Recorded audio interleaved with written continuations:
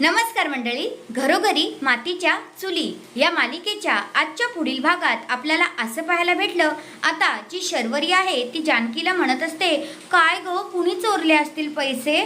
तर जानकी म्हणते, कुणी चोरलेत ना त्याला मी लवकरात लवकर शोधून काढणार, असं जानकी आता शर्वरीला बोलते. पण शर्वरी मुद्दामूनच इकडे जानकीला तसं बोलत असते.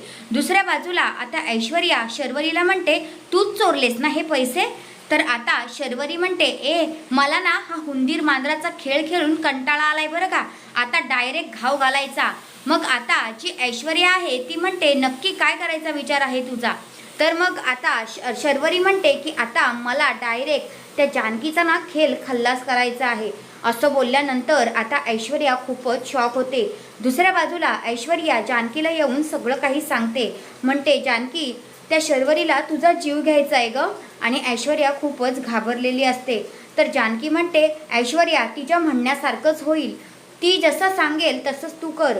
असं बोलल्यानंतर आता ऐश्वर्या तर घाबरलेलीच असते. पण आता शर्वरी तिथे आलेली असते आणि म्हणते, हे घे, पकड घे आणि तिचा गाडीचा ब्रेक फेल करायचा आहे तुला. असं आता शर्वरी ऐश्वर्याला हे काम करायला सांगते.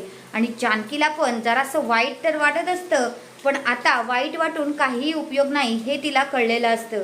तर हा आहे आजचा पुढील भाग.